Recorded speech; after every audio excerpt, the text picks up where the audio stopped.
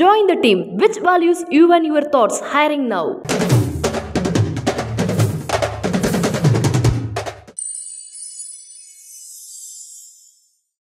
श्री विष्णुचित्त कुलनंदन कल्पवल्लीं श्रीरंगराज हरिचंदन योगदृश्यां साक्षात् क्षमां करुणया कमलामिवान्यां गोदाम अनन्य शरणः शरणं प्रपत्ति. உயர்ந்த மார்கழி மாதத்தின் சிறப்பு எத்தனையோ. நம் போன்ற மனிதர்களுக்கு 12 மாதங்கள். ஒவ்வொரு மாதத்துக்கும் நாம் இன்றைய காலகட்டத்தில் வெவ்வேறு கணக்கு வைத்திருந்தாலும் 28 நாள், 30 நாள், 31 நாள் என்று வைத்திருந்தாலும் பொதுவாக கணக்குக்காக நாம் எடுத்துக்கொள்வது 30 நாட்கள். 30 நாட்களோடு கூடிய ஒரு மாதம், 12 மாதங்கள் சேர்ந்தால் ஒரு வருடம். இதை நம் பெரியோர்கள் பஞ்சாங்கத்தின்படி பிரிக்கும் போது 6 மாதம் உத்தராயணம், 6 மாதம் தட்சிணாயணம் என்று பிரிப்பர்கள். இந்த உத்தராயண காலம் என்பது நம் மனிதர்களுக்கு ஒரு பகல் போல். இப்போ பாருங்களேன், இப்போ நமக்கு பகலில் இருக்கக்கூடிய காலத்தால் ஒரு 6 மணிக்கு சூரியோதயம், சாயங்காலம் 6 மணிக்கு சூரிய அஸ்தமனம்னு வச்சுக்கோங்க. அந்த மாதிரி இப்போ நமக்கு எப்படி பகல் நேரம் இருக்கின்றதோ, இந்த பகல் நேரத்தை ஒத்து இருக்கக்கூடியது தான் உத்தராயணம். ஆனால் இதில் ஒரு என்ன சின்ன வித்தியாசம்னா, நம்ம இதை ஒப்பிடும் போது தேவர்களையும் மனிதர்களையும் சேர்த்து ஒப்பிடுவோம். எப்படி? தேவர்களுக்கு இருக்கக்கூடிய அந்த நாள் என்பது, ஒரு நாள் என்பது நமக்கு ஒரு வருடம் போல். அப்படின்னா கார்த்தால 4லேருந்து 6, 6லேருந்து 8, 8லேருந்து 10, 10லேருந்து 12, 2 மணி நேரமாக கணக்கு வச்சுட்டேன்னா 12 பாகங்கள் வரும். கார்த்தால் இந்த 6லேருந்து 8, அதாவது சூரியன் உதித்து பிரகாசிக்கக்கூடியது 6லேருந்து 8 என்பது தேவர்களுடைய கணக்கின்படி நமக்கு இருக்கக்கூடிய தை மாதம். அப்போதுதான் சூரியன் உதயவாரது இல்லையா, அதுதானே உத்தராயண புண்ணிய காலம்னு சொல்கிறோம். அப்படின்னா தேவர்கள் சொல்லக்கூடிய காலை வேளை 4லேருந்து 6, இந்த பிராம முகூர்த்த காலங்கிறது மார்கழி மாதத்தோடு சம்பந்தம் பெற்றுள்ளது. அப்படின்னா தேவர்களுடைய பிராம முகூர்த்தம் என்பது நமக்கு மார்கழி மாதம். அந்த சமயத்தில் தெய்வத்தை, பரமாத்மாவை, திவ்ய தம்பதியை வழிபடுவதுங்கிறது ரொம்ப உயர்ந்த விஷயம். அதை தெரிந்தவர்கள் ஆயர்பாடி மக்கள். அதனால் பாவை நோடு இருந்தார்கள். அதை பின்பற்றியவர்கள் நம் தமிழர்கள். அதிலும் சிறந்த ஒரு குழந்தையாய், சிறு வயதிலேயே ஞானத்தில் முதிர்த்தவளாய் இருந்த ஆண்டாள் நாச்சியார் கடைபிடித்த இந்த நோன்புதான் பாவை நோன்பு. அந்த பாவை நோன்பு ஏற்பட்ட மாதம்தான் மார்கழி மாதம்.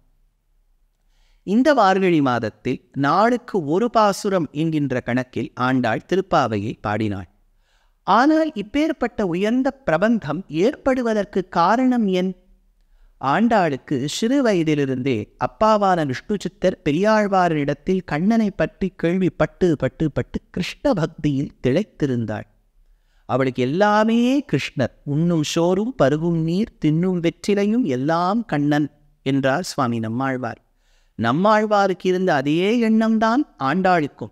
பார்ப்பதெல்லாம் கண்ணன். பாரதி சொன்னார் அல்லவா, காக்கை சிறகினிலே நந்தலாலா, உந்தன் கரிய நிறம் தோன்றுதையா நந்தலாலா, பார்க்கும் இடங்களிலெல்லாம் கண்ணனையே பார்த்தாள். ஒரு காலகட்டத்தில் தந்தையார், அம்மா உனக்கு நான் மாப்பிள்ளை பார்க்க போறேன்னு சொல்ல போது ஆண்டாள் வியந்தாள். அவள் சொன்னா, நான் கல்யாணம் பண்ணிக்கிறேன்ப்பா. ரொம்ப சந்தோஷப்பட்டார் அப்பா. ஆனால் ஒரே ஒரு நிபந்தனை. எல்லாரும் ஒரு கண்டிஷன் வைக்கிறது இல்லையா, அவன் ஒரு கண்டிஷன் வச்சா, நிபந்தனை. மனிதனோடு நான் விவாகம் செய்து கொள்ள மாட்டேன். இப்போ எங்கே போய் தேடுவார்? எல்லா மேட்ரிமோனியில் மனிதர்களுடைய ஜாதகம் தானே இருக்குமே ஒழிய தேவர்களுடைய ஜாதகம்லாம் இருக்காது. அவள் சொல்லிட்டா, மானிடவர்க்கு எம்மை பேச்சுப்படி வாழவில்லேன் கண்டாய் மன்மதனே, நான் மனுஷனை கல்யாணம் பண்ணிக்க மாட்டேன். அப்படின்னா தேவனையா? இல்லை, தேவாதி தேவனான பகவானை தான் நான் கல்யாணம் பண்ணிக்கணும். அதற்கு வழி என்ன என்று தேடினாள். கிட்டியது ஒரு வழி. கோபிகா ஸ்திரீகள் துவாபர யுகத்தில் கண்ணன் வாழ்ந்து வசித்திருந்த காலத்தில் கண்ணனை வரிக்க வேண்டும் என்பதற்காக அம்பாளை, காத்யாயனி என்கின்ற தேவியை வழிபட்டார்கள். காத்யாயனி, மகாமாயே, மகாயோகின் யதீஸ்வரி, நந்தகோபசுதம் தேவி பதின்மே குரு, எனக்கு நந்தகோபனுடைய பிள்ளையை கணவனாக வரித்து கொடு அப்படின்னு அம்பாளிடம் பிரார்த்தித்தார்கள். இது ஆயர்பாடி மக்கள், முக்கியமாக கோபிகா ஸ்திரீகள் செய்த ஒரு நோன்பு. இதற்கு பாவை நோன்பு என்று பெயர். இதை படித்து கேட்டு உணர்ந்த ஆண்டாள் இந்த பாவை நோன்பை அனுஷ்டிக்க வேண்டும், கண்ணனை வரிக்க வேண்டும். இதுல ஒரு சந்தேகமும் இல்லை. அதை கொஞ்சம் மாத்தினுட்டா, மறந்தும் புறந்தொழா மாந்தர் என்பதற்காக பகவான் ஒருவனிடத்திலேயே ஆழ்ந்தாற்பட்டிருக்க வேண்டும் என்பதற்காக அவ என்ன பண்ணிவிட்டா, இந்த மாதத்தில் கண்ணனையே பிரார்த்தித்து கண்ணன் மூலமாகவே கண்ணனை அடைந்து விடலாமே, நாம் எதற்கு இன்னொரு தேவதையை கொண்டு பிரார்த்தித்து அவனை அடைய வேண்டும், அவனையே நேர கேட்டுள்ளாமே என்பதற்காக கண்ணனை பாவித்து கண்ணனை நினைத்து கண்ணனை தியானித்து கண்ணனுக்காக நோம்பிருந்து கண்ணனை வரிக்க வேண்டும் என்பதற்காக இருந்த நோன்புக்குத்தான் பாவை நோன்பு என்று பெயர். மகாலட்சுமியின் சம்பந்தம் எல்லோருடமும் இருக்க வேண்டும், எல்லா விடத்திலும் இருக்க வேண்டும் என்பதற்காகத்தான் ராமாயணத்தை சொல்லும்போது ஸ்ரீமத் ராமாயணம் என்றும், மகாபாரதத்தை சொல்லும்போது ஸ்ரீ மகாபாரதம் என்றும், நாராயணியத்தை சொல்லும்போது ஸ்ரீமன் நாராயணியம் என்றும் விசேஷித்து சொல்லுவார்கள். அதற்காக அவள் பாடி கொடுத்த பிரபந்தமான இந்த பாவைக்கு திருப்பாவை அல்லது திருவே பாடி கொடுத்த பாவை திருப்பாவை என்கின்ற பிரபந்தம் ஏற்பட்டது. இந்த ஆண்டாள் நாச்சியார் அருளி செய்த ஒவ்வொரு பாசுரத்துக்கும் உண்டான அர்த்தத்தை நாட்டிய ரூபேண அர்த்த ரூபேண நாளை தினம் கொண்டு பார்க்க போகிறோம். ஆனால் ஒன்று, இந்த பாவை திருப்பாவை பிரபந்தத்தை பாடி கொடுத்த ஆண்டாளுக்கு என்ன பெருமை, அதைத்தான் ஆச்சாரியவரியர்கள் தனித்து இருக்கக்கூடிய பாசுரங்களால் விவரித்து சொன்னார்கள். அதற்கு தனியன் தனியன் என்று பெயர். அந்த தனியன் சம்ஸ்கிருதத்திலும் இருக்கின்றது, தமிழிலும் இருக்கின்றது. அந்த தியான ஸ்லோகத்தை சம்ஸ்கிருதத்தில் அருளி செய்த மகான் பராசர பட்டர். அவர் பாடினார், நீளாதுங்க ஸ்தனகிரி தட்டி சுப்தம் உத்போத்திய கிருஷ்ணம் பாரார்த்தியம் ஸ்வம் ஸ்ருதி சத சிரசித்தமத்யாபயந்தி ஸ்வோச்சிஷ்டாயாம் ஸ்ரஜினிகடிதம் யாவலாத் கிருத்திய புங்கே கோதாதஸ்யை நம இதமிதம் பூய ஏவாஸ்து பூயஹா. எந்த தேவியை நான் வணங்குகின்றேன்? பட்டர் சொன்னார், நீளாதேவியை வணங்குகின்றேன். அவள் பின்னை, நல்ல பின்னையான நப்பின்னை, அவளையே நாம் பிரார்த்திக்கும் போது நீளாதேவியின் அவதாரமாகத்தான் கொள்கின்றோம். அதுபோலே தேசிகன் தெரிவித்தார், சாக்ஷாத்து க்ஷமா. இந்த கோதாதேவியை பார்த்தா சாக்ஷாத் பூமாதேவி மாதிரியே இருக்காளே. கமலாநிவான்யாம், அதாவது இவள் சாக்ஷாத் ஸ்ரீதேவியோ மகாலட்சுமியோ, ஒன்று ஸ்ரீதேவியோ பூதேவியோ என்று வியந்தார். பட்டர் சொன்னார், நீளாதூங்க ஸ்தனகிரி தட்டி. இல்லை, ஆண்டாளை நாம் நீளாதேவியின் அம்சமாகவே கொள்ளலாமே. கண்ணன் வாழ்ந்திருந்த காலத்தில் அந்த நீளாதேவியானவள் அவளுடைய மார்பகங்களை தன் தலையணையாக கொண்டு கண்ணன் படுத்திருந்தாராம். இதைதான் 19வது பாசுரத்தில் கொத்தலர் பூங்குழல் நப்பின்னை கொங்கை மேல் வைத்து கிடந்த மலர்மார்பா என்று சொன்னாள் ஆண்டாள். நீளாதுங்க ஸ்தனகிரி தடி சுப்த உத்போத்திய கிருஷ்ணம். படுத்து கிடந்த அந்த நீளாதேவியின் மார்பகங்கள் மீது படுத்து கிடந்த கண்ணனை எழுப்ப வேண்டும் என்பதற்காக கோதாநாச்சியார் சென்றாள். எதை நமக்கு உணர்த்துவதற்காக? பாரார்த்தியம் ஸ்வம் ஸ்ருதி சத சிரஸ். ஸ்ருதி சிரஸ் உபநிடதங்களால் சொல்லப்பட்ட பகவானுடைய குணத்தையும் வைபவத்தையும் கொண்டாடுவதற்காக, நாம் அவனுக்கு பரதந்திரர்கள் என்பதனை காண்பிப்பதற்காக, அவனுக்கு அடங்கியவர்கள் என்பதனை காண்பிப்பதற்காக. பாரதந்திரியம் ஸ்வோச்சிஷ்டாயாம் ஸ்ரஜினிகலிதம் யாபலாத்து கிருத்தியபூதே. எவள் ஒருவள் தான் அணிந்திருந்த மாலையை பகவானுக்கு கொடுத்து சூடிக் கொடுத்த நாச்சியார் என்று புகழ் பெற்றாளோ, அப்பேற்பட்ட அந்த கோதாதேவிக்கு நீளாதேவிக்கு அடியனுடைய நமஸ்காரங்கள்னு சொல்றார். உயர்கொண்டார் நாதமுனியை ஆசிரியித்த ஒரு பெரிய மகனியர். அவர் 2 பாசுரங்கள் பாடியிருக்கார். சூடிக் கொடுத்த சுடற்கொடியே. இதற்கு முன்னாடி அன்னவையன் புதுவை ஆண்டாள் அரங்கற்கு பன்னு திருப்பாவை பல்வதியம். அந்த அரங்கனுக்காகவே பாடி கொடுத்தாள் அன்னவையல். புதுவை ஆண்டாள், அதாவது ஸ்ரீவில்லிபுத்தூரை சார்ந்தவள், ஹம்சங்கள் விளையாடக்கூடிய ஸ்ரீவில்லிபுத்தூரை சார்ந்தவள்.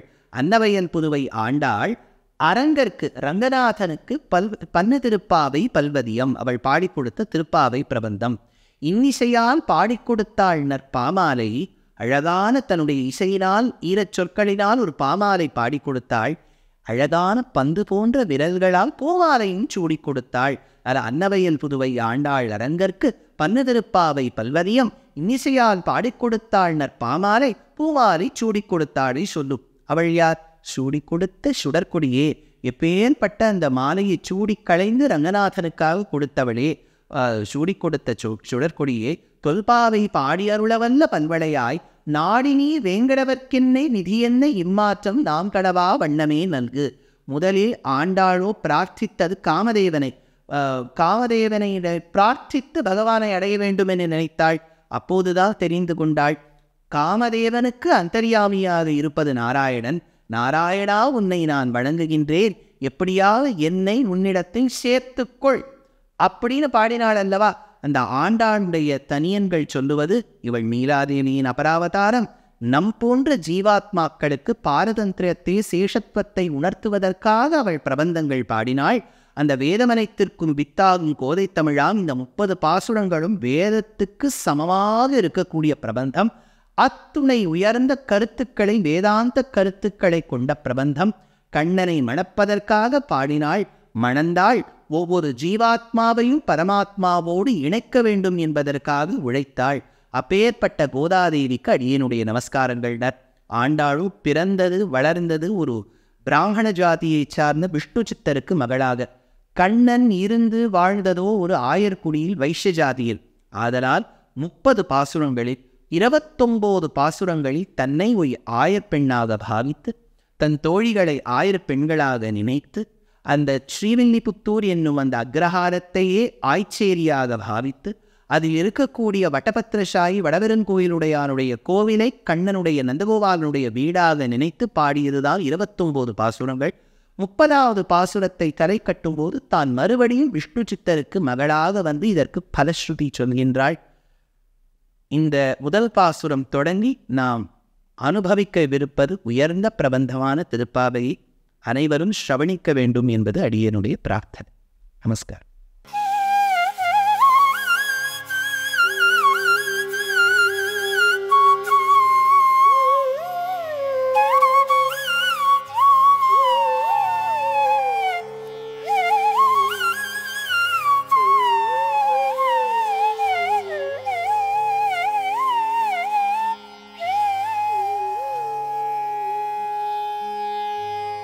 नीलातुङ्गस्तनगिरितटे सुप्तमुद्बोध्य कृष्णम्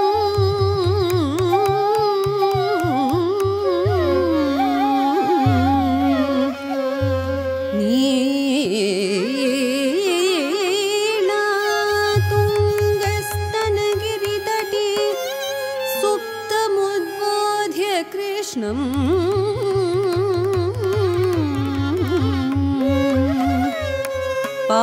पारार्थ्यं स्वं श्रुतिशतशिरसिद्धमध्यापयन्ति स्वोच्छिष्टायां स्रजि निगलितं या बलात्कृत्य भुङ्क्ते स्वोच्छिष्टायां स्रजि निगलितं या बलात्कृत्य भुङ्क्ते गोदा तस्यै नमः इदमिदं भूय एवास्तु भूयः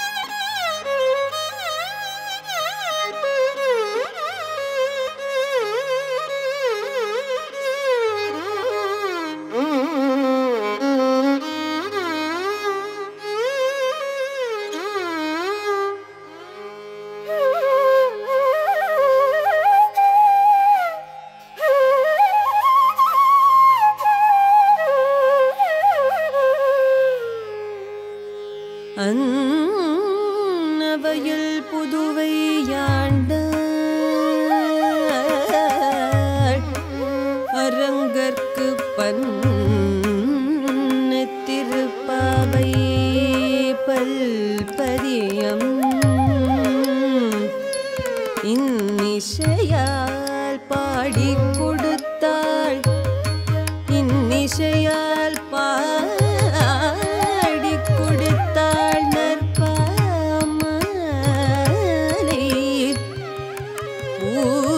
பூமாலை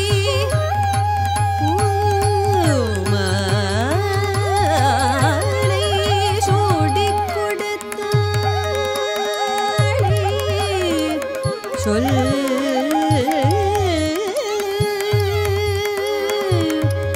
சூடிக் கொடுத்த சுடற்கொடியே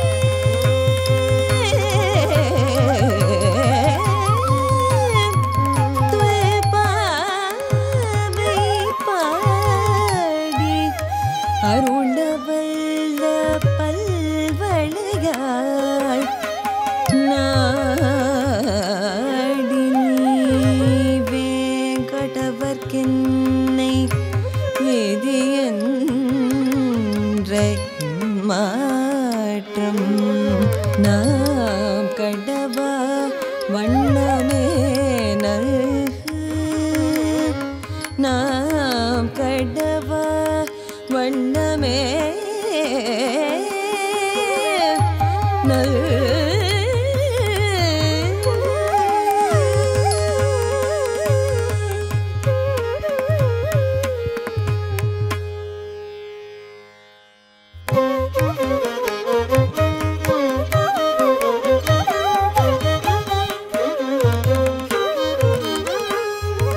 அன்னவயல் புதுவை ஆண்டாள் அரங்கற்கு பண்ணு திருப்பாவை பல்வதியம் இன்னிசையால் பாடி கொடுத்தாள் நற்பாமாலை பூமாலை சூடி கொடுத்தாளை சொல்லு சூடி கொடுத்த சுடற்கொடியே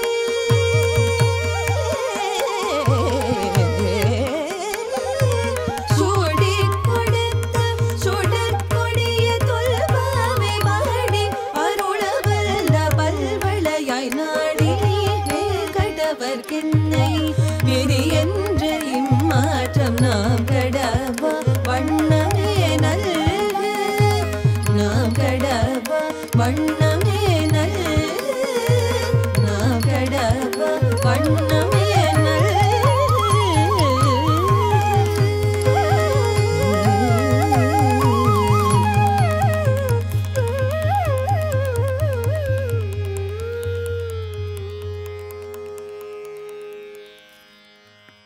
Join the team. Which values you and your thoughts? Hiring now.